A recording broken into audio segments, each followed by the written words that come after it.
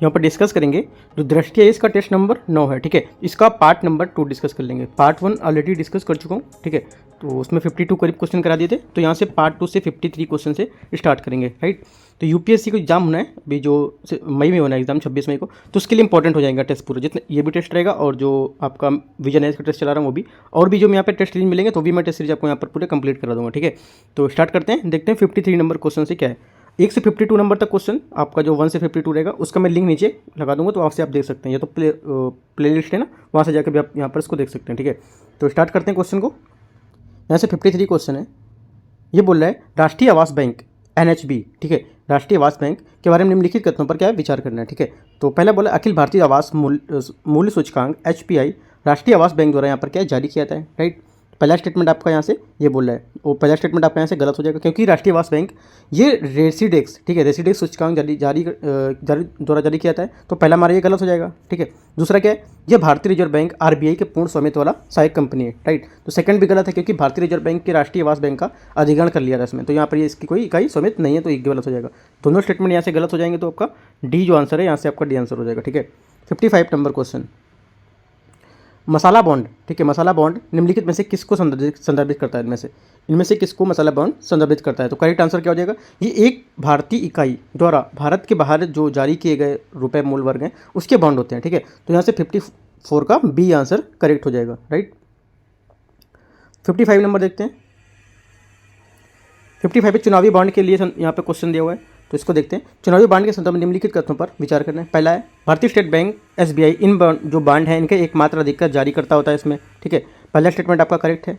दूसरा, सभी पंजीकृत राजनीतिक दल चुनावी बॉन्ड के माध्यम से धन प्राप्त करने के पात्र होते हैं, राइट। सेकेंड स्टेटमेंट आपका यहाँ से गलत हो जाएगा, क्योंकि यहाँ पर केवल जनप्रतिनिधित्व अधिनियम 1951 की धारा 29A के तहत पंजीकृत राजनीतिक दल जिन्होंने पिछले आम चुनाव में लोकसभा अथवा विधानसभा में डाले गए वोटों में कम से कम 1%, ठीक है, 1% वोट प्राप्त किए हों वही, राइट। तो यहाँ से गलत हो जाएंगे। अगला क्या है, सभी राजनीतिक दल यहाँ पर नहीं होगा। तीसरा, पहला सही दूसरा गलत है। तीसरा, इन बांडों की वैधता जारी होने की तिथि से 1 वर्ष तक होती है, ठीक है। तीसरा स्टेटमेंट है ये आपका गलत हो जाएगा। ये क्या 15 दिनों के लिए वैध होता है, ना कि 1 वर्ष तक के लिए, तो ये भी गलत हो जाएगा। तो आपके 2 गलत हो गए, ओनली 1 करेक्ट है 55 का, ठीक है। तो करेक्ट आंसर आपका क्या हो जाएगा, केवल 1 स्टेटमेंट। 56, अनुसूचित वाणिज्यिक बैंकों के लिए त्वरित सुधारात्मक कार्रवाई के संदर्भ में निम्नलिखित कथनों पर विचार करना है। पहला है पूंजी परिसंपत्ति गुणवत्ता और पूंजी से जोखिम भारित संपत्ति अनुपात इस ढांचे में निगरानी के प्रमुख क्षेत्र हैं, ठीक है। पहला स्टेटमेंट यहाँ बोला आपसे 56 का, तो यहाँ से पहला स्टेटमेंट रहेगा ये आपका करेक्ट हो जाएगा, ठीक है। पहला स्टेटमेंट करेक्ट है, क्योंकि जो पूंजी पर संपत्ति होती है उसकी गुणवत्ता और पूंजी से जोखिम जो भरित संपत्ति का अनुपात है, ठीक है, वो Tier 1 लीवरेज अनुपात होता है, उसके ढांचे में निगरानी हेतु प्रमुख क्षेत्र होते हैं, राइट। तो पहला करेक्ट हो जाएगा। दूसरा, PCA framework, right, PCA framework जो आपका सुधारात्मक कार्रवाई है, इसमें भारत में परिचालित जो सभी बैंक हैं उस पर क्या लागू होता है, राइट। ये भी स्टेटमेंट आपका करेक्ट है। तो भारत में जो परिचालित सभी बैंक हैं उस पर लागू होता है, जिनमें शाखाएं या कंपनी के माध्यम से परिचालन करने में विदेशी बैंक शामिल होते हैं, ठीक है। तो ये भी करेक्ट है। दोनों स्टेटमेंट यहाँ से क्या हो जाएगा, करेक्ट हो जाएगा। 56 का सी करेक्ट आंसर होगा। 57 नंबर क्वेश्चन, 57 नंबर क्वेश्चन आपका है उभरते सितारे फंड, ठीक है। ये क्या देखते हैं, उभरते सितारे फंड निम्नलिखित में से कथनों पर विचार करना है।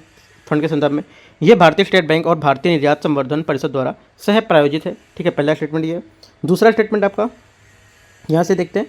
दूसरा स्टेटमेंट है इसका उद्देश्य विदेशी बाजारों में प्रवेश करने के इच्छुक विनिर्माण सेवा उद्योग में निवेश करना होता है, ठीक है। तो सेकंड स्टेटमेंट आपका करेक्ट होगा, ठीक है, सेकंड करेक्ट है। और पहला स्टेटमेंट आपका गलत है, क्योंकि जो उभरते सितारे फंड है इनमें सिडबी तथा भारतीय निर्यात आयात बैंक द्वारा प्रायोजित किया जाता है, ना कि स्टेट बैंक, तो ये गलत हो जाएगा। तो ओनली 2 करेक्ट है, तो बी इसका आंसर हो जाएगा।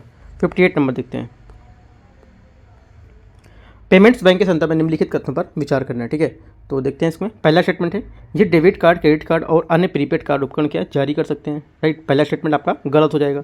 ये क्या है, ये क्रेडिट कार्ड ऋण या ना ऋण दे सकते हो ना ही क्रेडिट कार्ड दे सकते हो, तो पहला गलत हो जाएगा। दूसरा, इनकी स्थापना नचिकेत मोर समिति की अनुशंसा पर की गई थी, ठीक है। तो सेकंड स्टेटमेंट आपका करेक्ट है, क्योंकि जो डॉक्टर नचिकेत मोर अध्यक्षता थी उसमें समिति के स्थापना के हिसाब से यहाँ पर ये की गई थी, ठीक है। सिर्फ इन्हें 1 लाख रुपए तक ही ऋण देने की अनुमति होती है। तीसरा आपका गलत हो जाएगा। पेमेंट्स जो लाइसेंस के अंतर्गत, पेमेंट में क्या लाइसेंस के अंतर्गत आता है, क्योंकि वे सभी सेवाएं प्रदान नहीं कर सकते जो एक वाणिज्यिक बैंक करता है, ठीक है।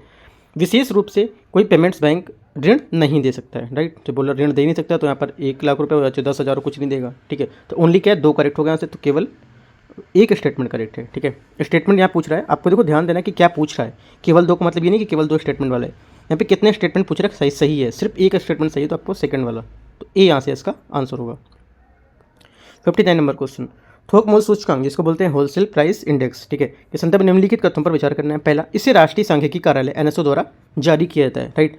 तो 59 का पहला स्टेटमेंट यहाँ से आपका गलत हो जाएगा। ये आर्थिक सलाहकार कार्यालय वाणिज्य और उद्योग मंत्रालय द्वारा प्रकाशित किया जाता है, न कि एनएसओ द्वारा। WPI में खाद्य पदार्थों की तुलना में विनिर्मित वस्तुओं को अधिक महत्व दिया जाता है, ठीक है। तो सेकंड स्टेटमेंट यहाँ से आपका करेक्ट हो जाएगा, ठीक है, सेकंड करेक्ट हो जाएगा। तीसरा, यह उत्पादक स्तर पर मुद्रास्फीति की निगरानी करता है, तीसरा स्टेटमेंट भी आपका करेक्ट है। दो स्टेटमेंट आपके करेक्ट हैं, 2 और 3, तो क्या हो गया आप पे केवल दो, मतलब केवल दो का मतलब दो स्टेटमेंट आपके करेक्ट हैं। तो 59 का आपका हो जाएगा आंसर बी, ठीक है, 59 का बी यहाँ से आंसर होगा। 60 नंबर देखते हैं। 60 नंबर क्वेश्चन है, निम्नलिखित कथनों पर विचार करना है, ठीक है। फसल प्रणालियों की बहुलता भारतीय कृषि की मुख्य विशेषताओं में से एक रही है, राइट। पहला स्टेटमेंट आपका ये बोल रहा है, और ये स्टेटमेंट आपका करेक्ट है, क्योंकि किसानों के लिए खाद्य उत्पादन और आय को बढ़ाना, ठीक है, इसका तात्पर्य होता है, ठीक है। तो पहला यहाँ से करेक्ट हो जाएगा। दूसरा, फसल विविधीकरण हरित क्रांति के प्रमुख परिणामों में से एक रहा है, राइट। सेकेंड स्टेटमेंट आपका गलत है, क्योंकि इसमें एकल फसली व्यवस्था का प्रचलन बढ़ा रहा था, ठीक है, तो ये गलत हो जाएगा।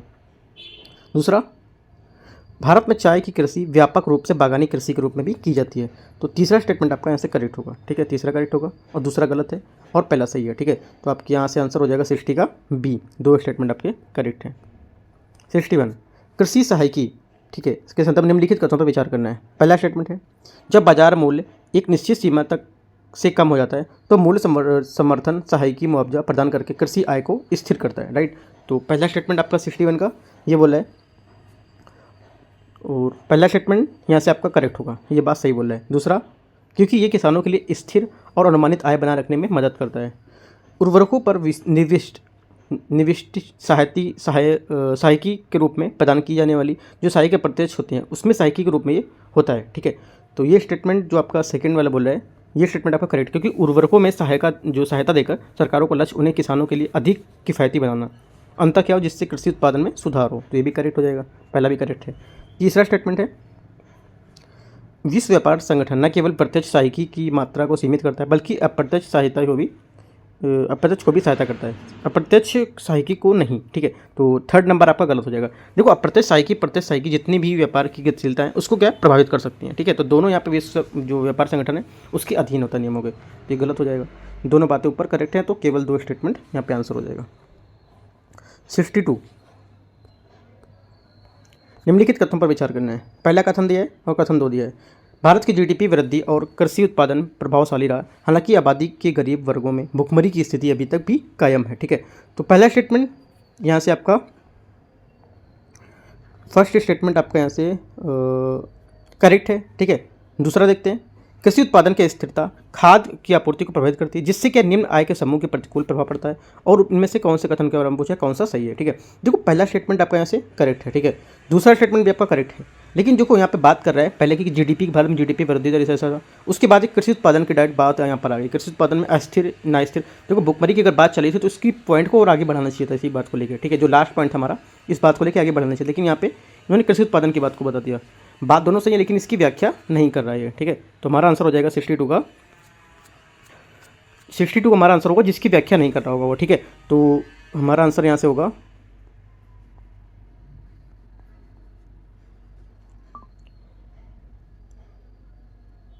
बी, यहाँ से आंसर हो जाएगा, ठीक है। इसका आंसर होगा बी, कथन एक और दोस्तों दोनों सही है, ये इसकी व्याख्या नहीं कर रहा है। 63 नंबर देखते हैं। 63 है, भारत में कृषि के संदर्भ निम्नलिखित कथनों पर क्या विचार करना है कि प्रभावी आपूर्ति श्रृंखला प्रबंधन को लागू करने का प्राथमिक उद्देश्य क्या होता है, ठीक है। इसका उद्देश्य होता है कि जो फसल कटाई है उसके बाद जो होने वाले नुकसान है उसको क्या कम करना, ठीक है। भारत में कृषि संदर्भ में प्रभावी जो श्रृंखला प्रबंधन है उसको कार्यान्वित करने के लिए प्राथमिक उद्देश्य फसल कटाई के बाद होने वाले नुकसान को कम करना, तो बी यहाँ से इसका आंसर हो जाएगा 63 का। 64, निम्नलिखित कथनों पर विचार करना है। वर्षाधारित कृषि पर अत्यधिक निर्भरता, जल भराव जो जल जमाव है उसमें मृदा की लवणता, भूजल का अत्यधिक दोहन, अत्यधिक सिंचाई के माध्यम से जल में बर्बादी, ठीक है। तो ये बोला कितने भारतीय कृषि से जुड़े हुए महत्वपूर्ण मुद्दे हैं इसमें, ठीक है। तो करेक्ट आंसर हमारा क्या हो जाएगा 64 का। ये जो सभी बातें बोल रहा है, सभी बातें क्या है, हमारी जो भारतीय कृषि सिंचाई है उससे जुड़े मुद्दे हैं ये, ठीक है। अगला देखते हैं 65 नंबर।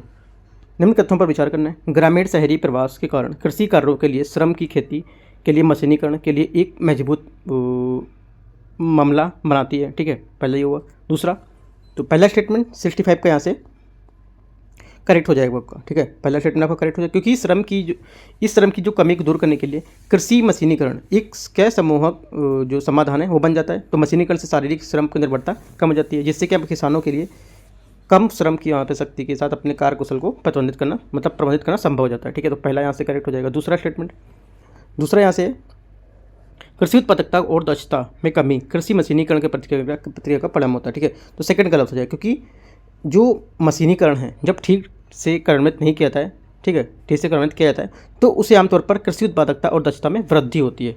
तो ये गलत हो जाए, कमी नहीं होती है। तो ओनली वन करेक्ट है 65 का ए, ठीक है। 66 नंबर देखते हैं क्वेश्चन। भारत में रासायनिक उर्वरकों के संदर्भ में निम्नलिखित कथनों पर विचार करना है। वर्तमान में सरकार रासायनिक उर्वरकों के खुदरा मूल्यों की निर्धारित करती है, ना कि ये बाजार द्वारा संचालित होता है, ठीक है। पहला स्टेटमेंट आपका यहाँ से ये हो गया, राइट। पहला आपका करेक्ट है। दूसरा, अमोनिया यूरिया का एक घटक है, ठीक है। अमोनिया यूरिया का एक घटक है जिसका उत्पादन प्राकृतिक गैस से होता है, राइट। तो सेकंड स्टेटमेंट यहाँ से आपका करेक्ट है, सही बोल रहे हैं। तीसरा देखते हैं। तीसरा बोला तेल रिफाइनरियाँ उपोत्पाद, ठीक है, उपोत्पाद के रूप में सल्फर जो कि फास्फोरिक अम्ल उर्वरक के लिए एक कच्चा माल है उसका उत्पादन नहीं कर सकती है। तो तीसरा स्टेटमेंट आपका ये बोल रहा है, ठीक है। तो तीसरा स्टेटमेंट आपका गलत हो जाएगा। यहाँ से क्या होगा, ओनली 1 और 2 आपका करेक्ट है। तो 66 का आपका यहाँ जो आंसर आएगा यहाँ पे बी आंसर आएगा, 2 स्टेटमेंट इसके करेक्ट हैं, ठीक है। अगला देखते हैं 67 नंबर क्वेश्चन। निम्नलिखित में से कौन कृषि विस्तार सेवाओं की सर्वोत्तम व्याख्या करता है। जो कृषि विस्तार सेवाएं उसकी सर्वोत्तम व्याख्या में से कौन करता है। तो करेक्ट आंसर आपका हो जाएगा किसान को कृषि संबंधी जो नवीन जानकारियां उनका प्रदान करना और प्रौद्योगिकी से परिचित कराने की प्रक्रिया, ठीक है। तो सी यहाँ से हमारा 67 का आंसर होगा, राइट। किसी भी जो कृषि विस्तार है उसमें सेवा के उद्देश्य वैज्ञानिक अनुसंधान और व्यवहारिक जो कृषि अनुप्रयोग है उनके बीच अंतर को कम करना।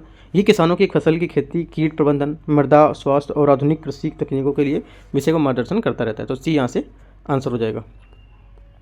68 जलवायु स्मार्ट कृषि के संदर्भ में निम्नलिखित कथनों पर विचार करना है। पहला स्टेटमेंट आपका रहेगा यहाँ से 68 का फसल की पैदावार की अधिकतम करना, ठीक है। फसल की पैदावार को क्या है, अधिकतम करना, राइट। पहला स्टेटमेंट ये है, ये आपका गलत है। इसकी उत्पादकता को बढ़ाना, ठीक है। पैदावार अधिकतम करना नहीं, उसकी उत्पादकता को बढ़ाना होगा, ठीक है। पहला गलत हो जाएगा। दूसरा, खेती में प्रौद्योगिकीकरण या प्रौद्योगिकी और मशीनीकरण के उपयोग से उसको न्यूनतम करना, ठीक है। ये भी गलत है। क्या हो जाएगा, ये जो पर्यावरण उसके अनुकूल जो संवादिता होती है उसमें जलवायु समोत्थानशीलता में योगदान देने वाले जो तकनीकें होती हैं उसको अपनाने का प्रोत्साहन करना, न कि उसको न्यूनीकरण करना। तो गलत हो जाएगा। आधुनिक नवाचार के बिना पारंपरिक खेती तरीकों को बढ़ावा देना, ठीक है। तो तीसरा स्टेटमेंट आपका सही नहीं है क्योंकि सतत जो स्वदेशी प्रथाएं हैं उसको महत्व देना, ठीक है, न कि नवाचार के बिना इस को बढ़ावा देना। तो ये भी गलत हो जाएगा। चौथा क्या है, जलवायु परिवर्तन के प्रभावों को अनुकूलित और कम करते हुए कृषि उत्पादकता में वृद्धि करना, ठीक है। तो चौथा स्टेटमेंट आपका करेक्ट है क्योंकि इसमें क्या है, फसल विविधीकरण, मृदा संरक्षण और जल प्रबंधन कृषि वानिकी जैसी जो रणनीतियाँ हैं वो शामिल हो सकती हैं, ठीक है। तो ओनली 4 करेक्ट है। केवल एक स्टेटमेंट इसका करेक्ट होगा 68 का, ठीक है। 69 नंबर देखते हैं। 69 नंबर क्वेश्चन है, भारत में महिला किसान, ठीक है, भारत में महिला किसान के संदर्भ निम्नलिखित कथनों पर विचार करना है, ठीक है। पहला स्टेटमेंट यहाँ से पुरुषों द्वारा गांव से शहर की ओर प्रवासन में वृद्धि के साथ साथ कृषि महिलाओं में भागीदारी में वृद्धि हुई है, ठीक है। तो पहला स्टेटमेंट आपका ये बता रहा है और फर्स्ट स्टेटमेंट आपका यहाँ से करेक्ट है, ठीक है। ये स्टेटमेंट आपका जो योजना मैगजीन है, कुरुक्षेत्र मैगजीन, वहाँ पे ये इसको डिफिनेशन दिया हुआ था, बताया गया था ये, ठीक है।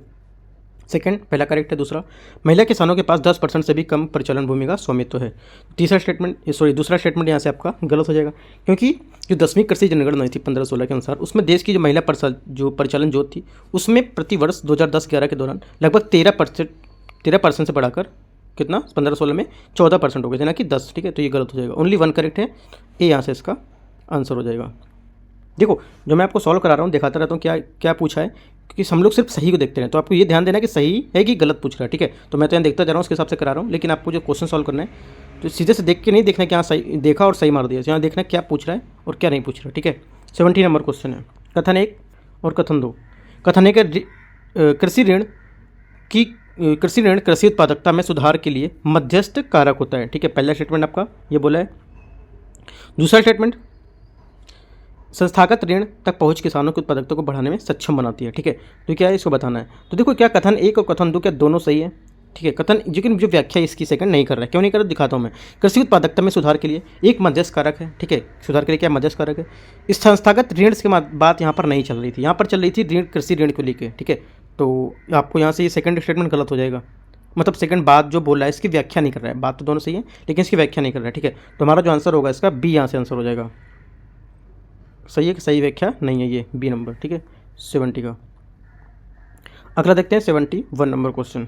हाल ही में संपन्न 15वें ब्रिक्स शिखर सम्मेलन के संदर्भ में निम्नलिखित कथनों पर विचार करना है। पहला स्टेटमेंट है, शिखर सम्मेलन के लिए चुना गया विषय ब्रिक्स और अफ्रीका पारस्परिक रूप से त्वरित विकास सतत जो विकास समावेशी है उस पर बहुपक्षवाद के लिए साझेदारी था, ठीक है। तो पहला स्टेटमेंट आपका यहाँ से ये एकदम करेक्ट बात बता रहा है। दूसरा, ब्रिक्स सदस्य समूह इंडोनेशिया, जापान, तुर्की जैसे कुछ नए सदस्य को यहाँ पर क्या शामिल करने में सहमत हुए हैं। तो सेकंड स्टेटमेंट आपका यहाँ से गलत हो जाएगा, क्योंकि इसमें क्या है, ब्रिक्स का विस्तार, ब्रिक्स सदस्य जनवरी 2024 में अपनी सदस्यता प्रभावी होने के साथ 6 नए सदस्य को शामिल करने का फैसला लिया, ये सहमत हुए हैं। अर्जेंटीना, मिस्र, इथोपिया, ईरान, सऊदी अरब और संयुक्त राज्य अमेरिका, ठीक है। तो हमारा सेकंड गलत हो जाएगा। तो ओनली क्या 1 करेक्ट है, तो ए इसका आंसर हो जाएगा, सही पूछा है। 72 नंबर क्वेश्चन,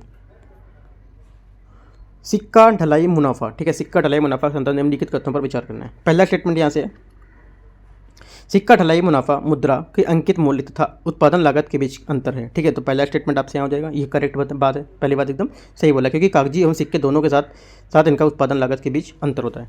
दूसरा, यदि सिक्का ढलाई मुनाफा धनात्मक है तो सरकार को क्या होगा, घाटा होगा, ठीक है। तो सेकंड स्टेटमेंट आपका यहाँ से गलत होगा, क्योंकि यदि सिग्नियोज धनात्मक है तो सरकार का लाभ होगा, अगर ऋणात्मक संयोज होगा तो सरकार को वित्त के लिए हानिकारक होगा। तो इस वजह से क्या है, ये आपका गलत हो जाएगा, ठीक है। मुनाफा तो ये भी धनात्मक होगा, तो इस वजह से आपका सेकंड गलत हो जाएगा। तो ओनली 1 करेक्ट है, ये यहाँ से इसका आंसर हो जाएगा, सही पूछा है 72, ठीक है। 73 नंबर, अर्थव्यवस्था पर मुद्रास्फीति के प्रभाव के संदर्भ में निम्नलिखित कथनों पर विचार करना है, ठीक है। पहला स्टेटमेंट है यहाँ से, मुद्रास्फीति लेनदारों और से देनदारों को धन का पुनर्वितरण करती है, ठीक है। पहला स्टेटमेंट आपका करेक्ट है। दूसरा, बढ़ती मुद्रास्फीति सदैव बढ़ती समग्र मांग तथा उपभोक्ताओं के बीच उच्च क्रय शक्ति जो उच्च क्रय क्षमता को संकेत देती है, ठीक है। तो सेकंड स्टेटमेंट यहाँ से आपका गलत हो जाएगा, ठीक है। क्यों सेकंड गलत क्यों होगा, क्योंकि ये लागत प्रेरित मुद्रास्फीति की बात कर रहे हैं, ठीक है। इसमें इस प्रकार की मुद्रास्फीति में उत्पादन में लागत में वृद्धि होती है, जिससे पारिश्रमिक में वृद्धि होती है, ठीक है। ऊर्जा की कीमतें अथवा कच्चे माल में क्या है, लागत से प्रेरित होती है। इससे क्या कुल मांग में वृद्धि के बिना कीमतें बढ़ सकती हैं, तो ये आपका गलत हो जाएगा। तीसरा, इससे पारिश्रमिक के वास्तविक मूल्य में वृद्धि हो जाती है जबकि उनके सांकेतिक मूल्य में कमी आती है, तो तीसरा भी गलत है आपका। इससे क्या पारिश्रमिक सांकेतिक मूल्य में वृद्धि होती है, ठीक है। क्या होती है, वृद्धि होती है, और जबकि वास्तविक मूल्य में क्या कमी आ जाती है, राइट। सांकेतिक मूल्य में वास्तविक में कमी आती है, तो इस वजह से तीसरा गलत हो जाएगा। तो ओनली 1 करेक्ट है, ठीक है। 73 का क्या होगा, ओनली यहाँ से 1 करेक्ट होगा, तो आंसर आपका हो जाएगा केवल एक ए, ठीक है। अगला है 74, पूंजी खाता परिवर्तनीयता निम्नलिखित में से किसकी सर्वोत्तम व्याख्या करता है। ये किसकी सर्वोत्तम व्याख्या करता है आपको ये बताना है, ठीक है। तो करेक्ट आंसर जो होगा देखते हैं इसको, 74 का पहला स्टेटमेंट यहाँ से, यह किसी भी उद्देश्य के लिए देश के अंदर और बाहर पूंजी की जो अप्रतिबंधित और मुक्त आवाजाही उसकी अनुमति देता है, ठीक है। तो कौन व्याख्या करता है इसकी व्याख्या करता है आपका, ये रुपए को अन्य मुद्राओं के साथ स्वतंत्र विनिमय की अनुमति देता है, ठीक है। तो हमारा क्या आंसर क्या हो जाएगा यहाँ से, बी 74 का बी यहाँ से करेक्ट आंसर हो जाएगा, क्योंकि चालू खाता परिवर्तित होता है उसमें ऐसा होता है कि चालू खाता विनिमय के जो लिए घरेलू मुद्रा है उसको परिवर्तित करने की क्षमता अथवा स्वतंत्रता से है कि पूंजी खाता परिवर्तनीयता का अर्थ होता है कि पूंजी खाता को विनिमय के लिए घरेलू मुद्रा को परिवर्तित करने की क्षमता या स्वतंत्रता, ठीक है। तो बी यहाँ से हमारा करेक्ट आंसर हो जाएगा। 75 नंबर क्वेश्चन, निम्नलिखित कथनों पर विचार करना है। ट्रेजरी बिल शून्य कूपन प्रतिभूतियाँ हैं और उन पर कोई ब्याज नहीं लगता है, ठीक है। पहला स्टेटमेंट आपका यहाँ से करेक्ट है, बात सही बोल रहा है। दूसरा, वाणिज्यिक पत्र एक असुरक्षित वचन पत्र है, ठीक है। क्या है, असुरक्षित वचन पत्र है जिसका उपयोग उच्च श्रेणी के कॉर्पोरेट जो ऋण करता है उसके द्वारा यहाँ पर किया जाता है, राइट। तो सेकंड स्टेटमेंट भी आपका क्या है, करेक्ट हो जाएगा। दूसरा, तीसरा स्टेटमेंट यहाँ पे देखते हैं, दोनों स्टेटमेंट ही करेक्ट हैं। तीसरा देखते हैं, जो तीसरा स्टेटमेंट है कॉल मनी मार्केट, ठीक है, call money market inter bank money market जहां से अधिकतम 30 दिनों की अवधि के लिए ऋण लिया जा सकता है। तो ये स्टेटमेंट आपका गलत हो जाएगा। क्यों? क्योंकि अधिकतम 14 दिन की अवधि ना कि 30 दिन। तो तीसरा गलत होगा। तो 2 करेक्ट है, तो 2 स्टेटमेंट यहाँ से आपके आंसर हो जाएंगे बी। 76 गोल्डन हैंड कफ, ठीक है, गोल्डन हैंड कफ निम्नलिखित में से किसका सर्वोत्तम रूप को वर्णित करता है? ठीक है, करेक्ट आंसर आपका 76 का हो जाएगा। किसी कंपनी द्वारा कर्मचारियों को कंपनी में बनाए रखने के लिए रॉयल्टी पर भुगतान करना, ये आपका ई आंसर होगा। 77 क्या है? लॉफर वक्र उसके बारे में क्वेश्चन दे रहा है, देखते हैं इसको।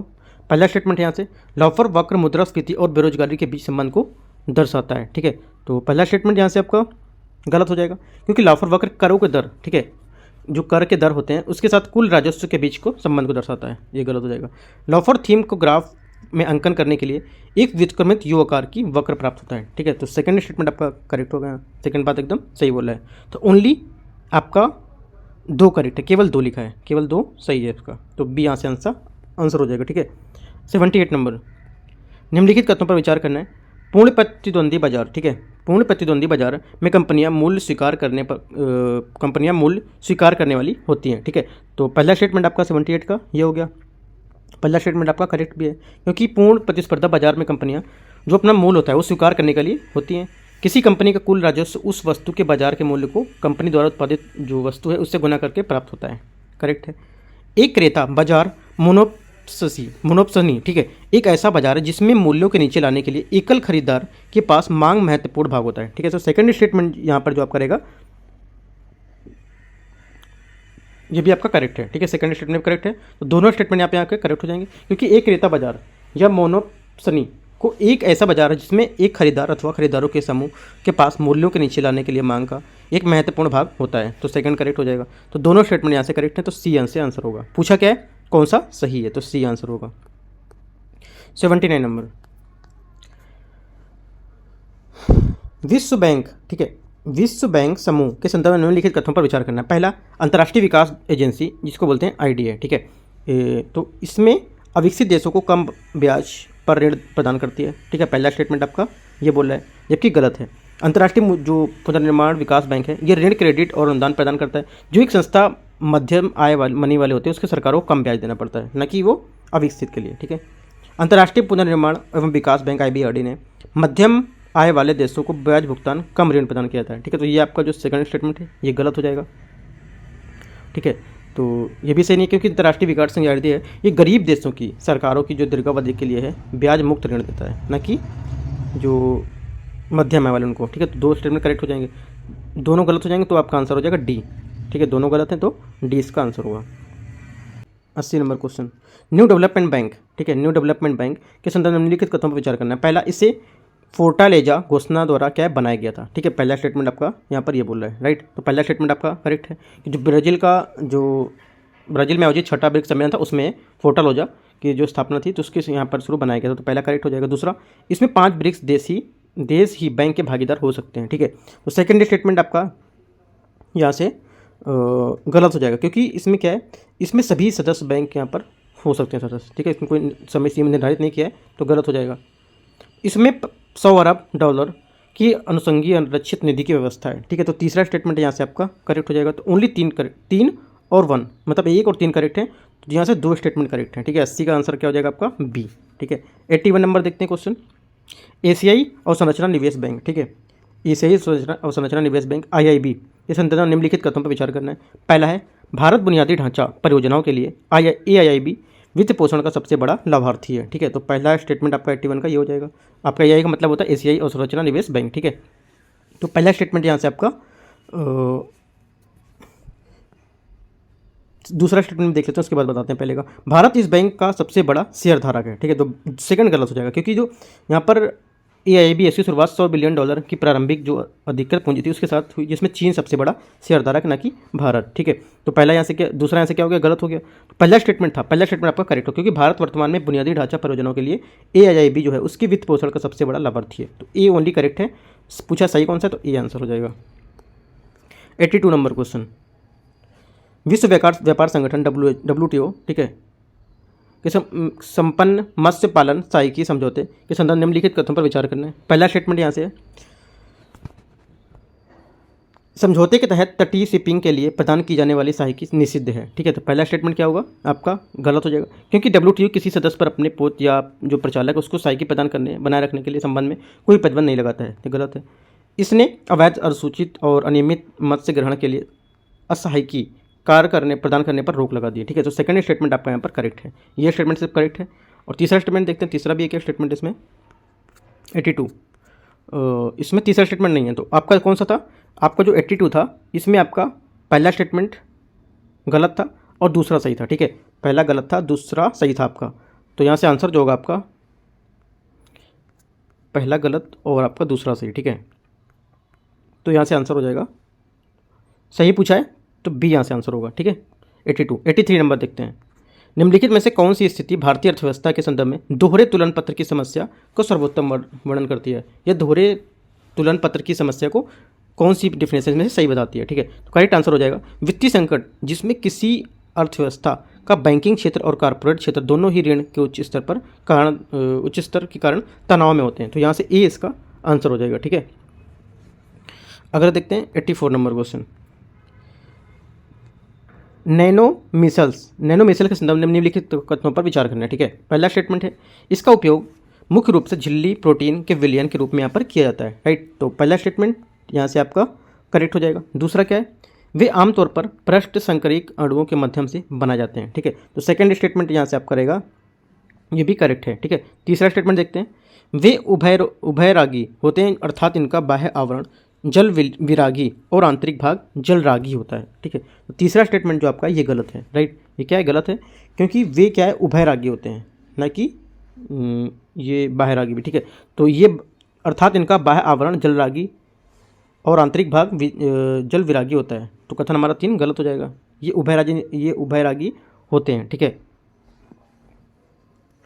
ये उभयरागी होते हैं, अर्थात इनका बाह्य आवरण जल रागी और आंतरिक भाग जल विरागी होता है।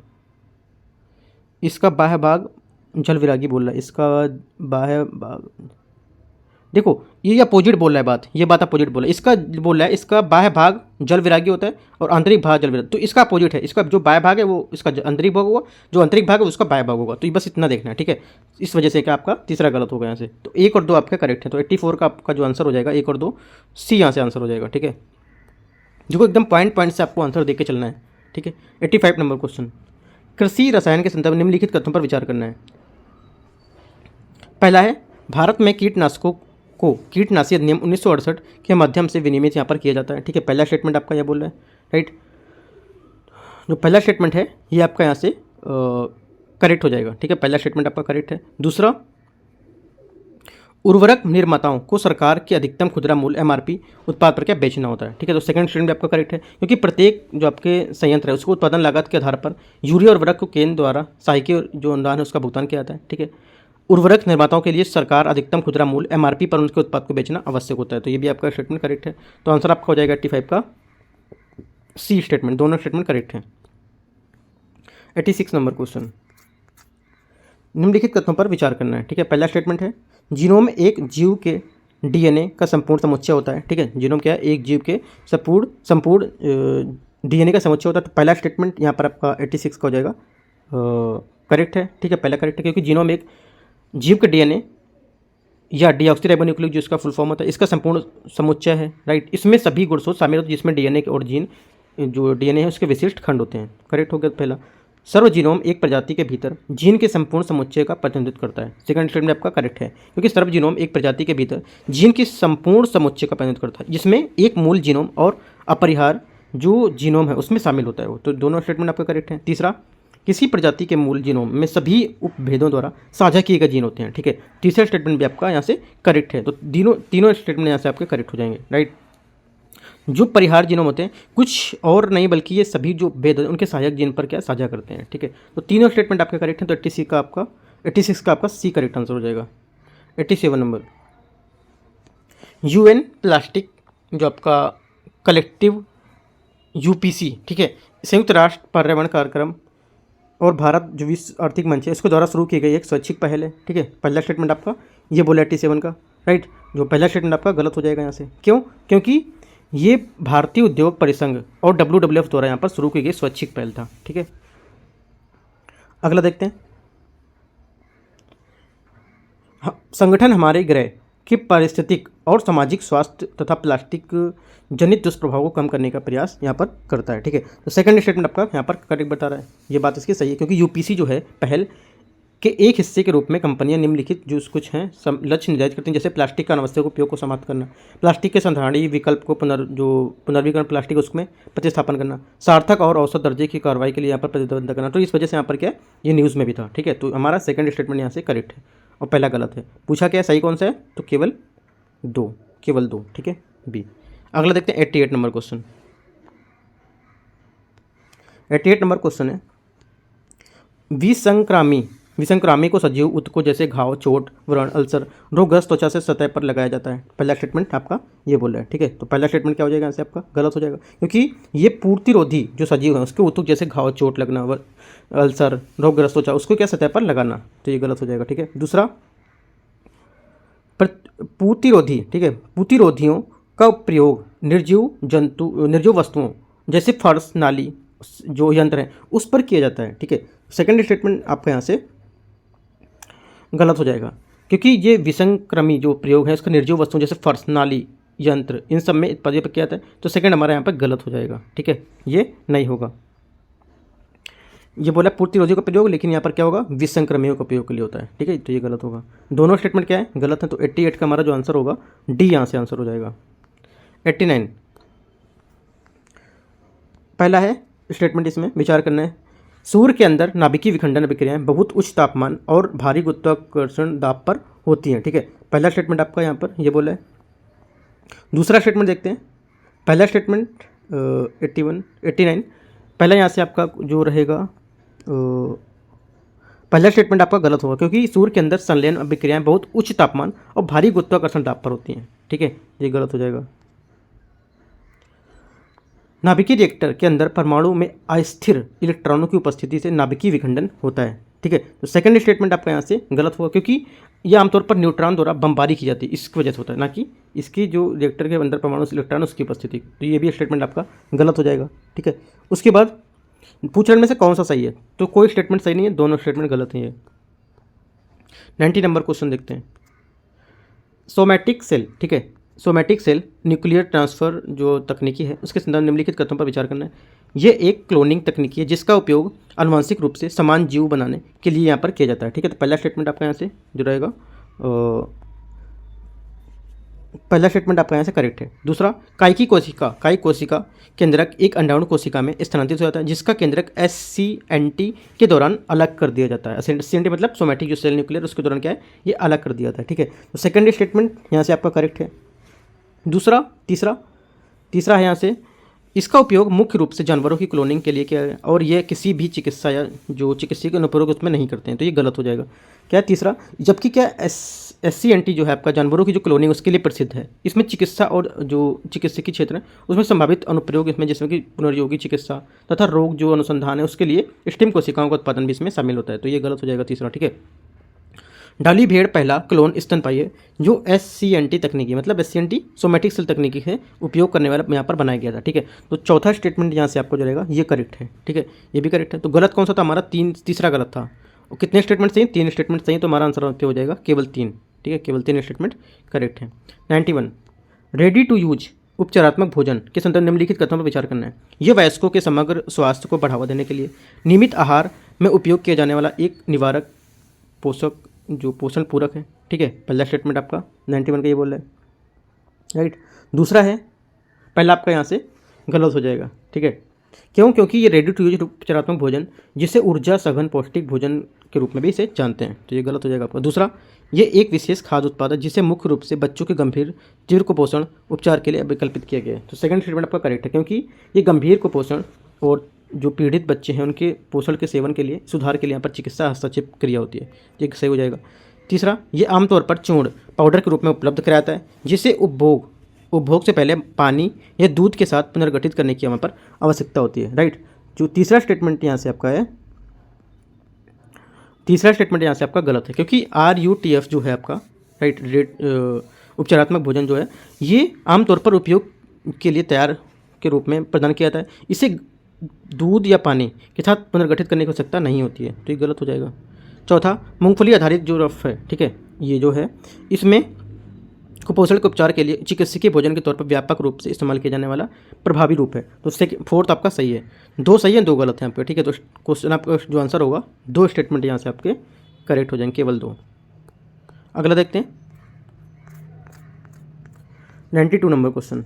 जैव संचार के संदर्भ में निम्नलिखित कथनों पर विचार करना है। पहला है, इसमें पशु जानकारी देने के लिए स्वर और स्पर्श दोनों संकेतों सहित विभिन्न संवेदी माध्यमों का उपयोग करते हैं, ठीक है। तो पहला स्टेटमेंट यहाँ से आपका करेक्ट हो जाएगा। दूसरा, ये पूरी तरह से एक मानवीय घटना है जिसमें जटिल भाषा के लिए लिखित संचार शामिल होता है, राइट। सेकंड स्टेटमेंट आपका गलत हो जाएगा।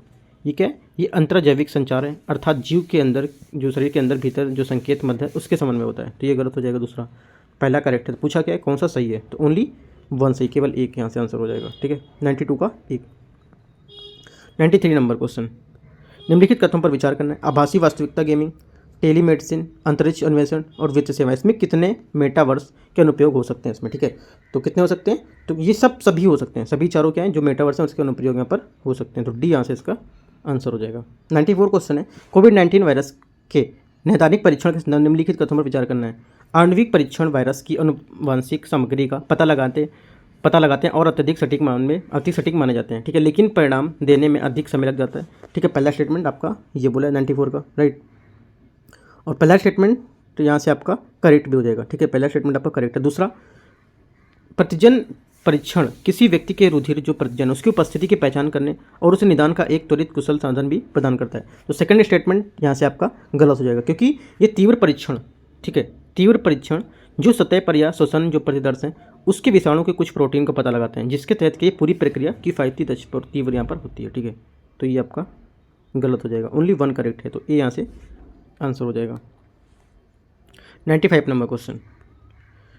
निम्नलिखित कथनों पर विचार करना है। पहला है, सरफेस वेब एक ऐसी वेबसाइट है जो वेब पेज शामिल होते हैं और जो सर्च इंजन द्वारा अनुक्रमित होते हैं तथा आम जनता के लिए आसानी से उपलब्ध हो जाते हैं, ठीक है। तो पहला स्टेटमेंट यहाँ से आपका करेक्ट है, क्योंकि सरफेस वेब जो वेबसाइट है उसका पता लगाना संभव है, क्योंकि वह सर्च इंजन जो दृश्य लिंक है उसके माध्यम से वेब को अनुक्रमित कर सकते हैं और एक प्रक्रिया जो जिसे सर्च इंजन के मकड़ी की तरह जो वेब यात्रा है वो करने में आसान होता है, तो पहला आपका करेक्ट हो जाएगा। दूसरा, डार्क वेब एक ऐसी सामग्री शामिल है जो सर्च इंजन द्वारा अनुक्रमित नहीं करता है और इसके लिए विशिष्ट पहुंच विधियों की आवश्यकता हो सकती है, तो सेकंड स्टेटमेंट यहाँ पर आपका जो रहेगा वो भी स्टेटमेंट आपका करेक्ट है, ठीक है। डार्क वेब जो कभी हैकर्स या विधि प्रवर्तन जो अधिकारी हैं उनके अपराधियों के जो यहाँ पर का केंद्र यहाँ पर था, ठीक है।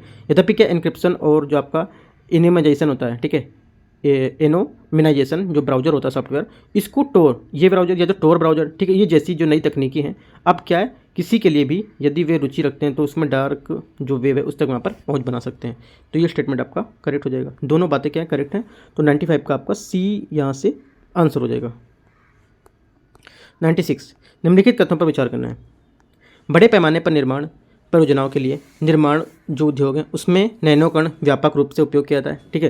पहला स्टेटमेंट आपका ये हो गया यहाँ से, जबकि पहला आंसर यहाँ से गलत हो जाए, क्योंकि नैनो टेक्नोलॉजी विज्ञान और अभियांत्रिकी की उस शाखा को संदर्भित करता है जो 100 नैनोमीटर या 1 मिलीमीटर का 100 जो मिलियनवा हिस्सा होता है वो उससे कम या उससे क्रम के हिसाब से अधिक, ठीक है, नैनो स्केल अणुओं के जो हेर फेर होते हैं उसकी संरचना में उपकरण की प्रणाली को अभिकल्पित करता है, ठीक है। इस वजह से हमारा पहला गलत हो जाएगा। दूसरा, संवाहक और संबंधित नैनोकण, ठीक है, बड़े पैमानों को सामग्रियों की तुलना में स्वस्थ जो पर्यावरण के लिए अधिक खतरा उत्पन्न कर सकते हैं। सेकेंड स्टेटमेंट आपका गलत हो जाएगा, क्योंकि जो नैनोकण हैं ये संवाहक से संबंधित रहते हैं तथा इनके ये मानने के कोई कारण नहीं है कि वे बड़े पैमाने पर सामग्री की तुलना में अधिक पर्यावरण को हानि को खतरा पहुंचाएंगे, ठीक है, तो ये गलत हो जाएगा।